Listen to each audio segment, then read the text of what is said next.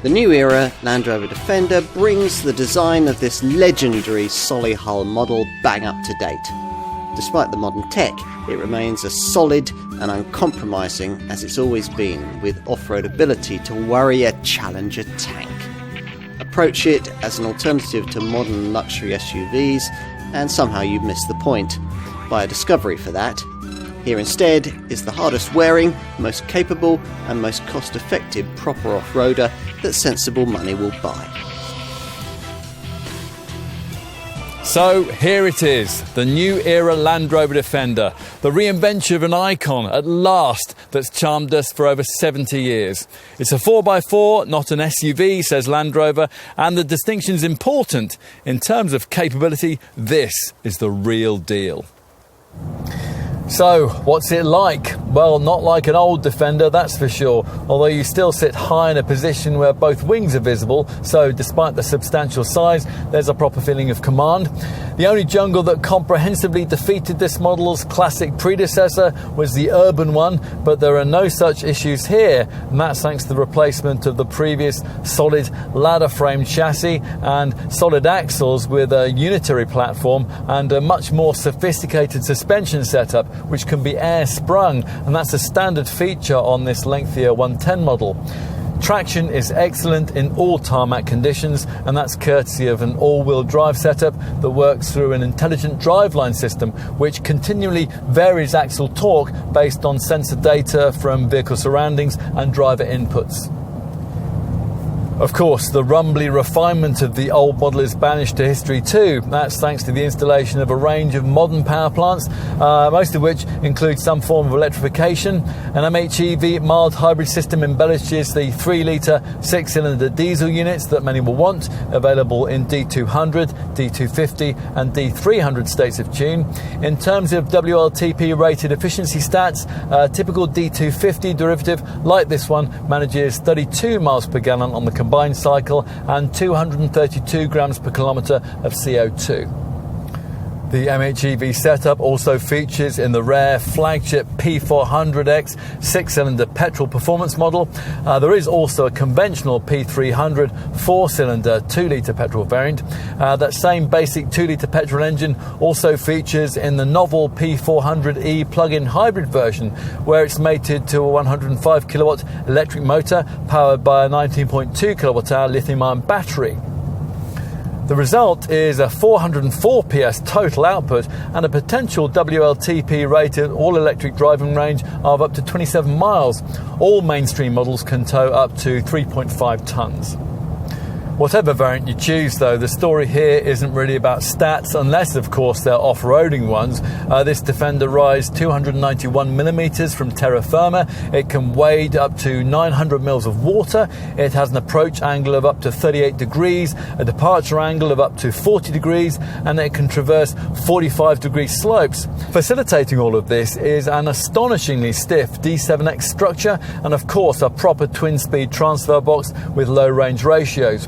A terrain response off-piste driving mode system allows you to set the car up for the kind of surface you'll be travelling over, and that's a setup that's upgradable if you opt for the extra cost advanced off-road capability pack. And that also includes an all-terrain progress control setup and Land Rover's configurable terrain response package, and that allows you to tailor the kind of off-road traction that you want. This new Defender, says designer Jerry McGovern, is respectful of its past, but not harnessed by it. This, he says, is a Defender for a new age. Tough and approachable, durable but stylish. Lots of design cues ensure model line continuity, things like squared off wheel arches, super short front and rear overhangs, and so-called alpine light narrow windows set into a roof that, as here, can be white coloured, just like the old County models. As with the old Defender, it's possible to buy both 3 and 5-door body shapes, and to keep some historical continuity as before, these are badged 90 and 110 respectively. Right, let's take a look inside. It's relatively unlikely that many customers for this modern-day Defender will have had any previous experience in the original version, so there was no real need for interior design continuity, which is fine because this new era model sets its own cabin standards with fascia design based around this exposed colour customisable magnesium alloy crossbeam, under which, in a nod to the old car, runs a full-width dash shelf. The main controls, including the Pivi Pro central infotainment touchscreen, are housed within this frame, and just below it there's this middle panel from which protrudes a stubby auto gear lever, and that's positioned next to the various off-road and ventilation controls. The 10-inch central screen, which incorporates 3D navigation, full smartphone mirroring and software over-the-air technology, is one of several that can be specified. Most Defenders will also have this 12.3-inch interactive driver display, customisable instrument binnacle screen. And the available clear sight option also enables you to add a rear-view camera image into the rear-view mirror. The surfaces, even the soft touch ones, are of the wipe clean kind, and the pedal box still welcomes wellies. Plus, there's loads of cabin storage space for just about anything that you might want to carry. As an option, you can specify an extra little jump seat between these front chairs, although annoyingly not on this 110 model if you've also gone for the extra cost fold-out pews in the boot.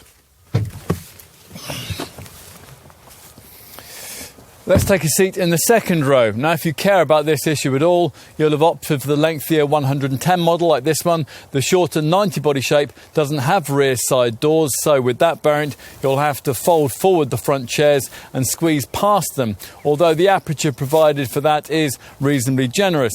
Of course, with this 110 model, access is much more convenient, and it's aided by the way that the air suspension system's elegant arrival feature automatically lowers the body by 40mm to aid entry. And inside, well, in this 110 series Defender, it's as spacious on this rear bench as you'd hope a 4.75 metre long family 4x4 would be, with loads of head and leg room. Plus, thanks to the wide body and this impressively low central transmission tunnel, it'd be quite possible to fit 3 adults in here with reasonable elbow room.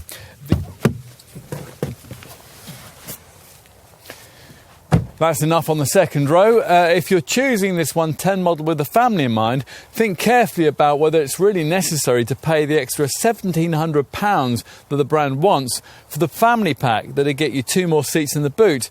We haven't got those here. The chairs in question are of the thin, rather uncomfortable fold-out variety. They aren't especially easy to access from here, and they'll only really work for uncomplaining kids. Let's finish with a look out back. Now, Land Rover may have reinvented this Defender for a new era, but it couldn't bring itself to dispense with the old model's rear-mounted spare wheel and side-opening tailgate. It's the same as you'll get on a Mercedes G-Class or a Toyota Land Cruiser. If the extra boot-mounted chairs were fitted here and they were upright, there'd be only 160 litres of space. That would be enough only for a few shopping bags, but with this 5-seat 110 model, the cargo bay is quite cavernous, 919 mils of floor space length, allowing for a 786 litre total dry capacity, which for reference is 136 litres less than a Discovery could take.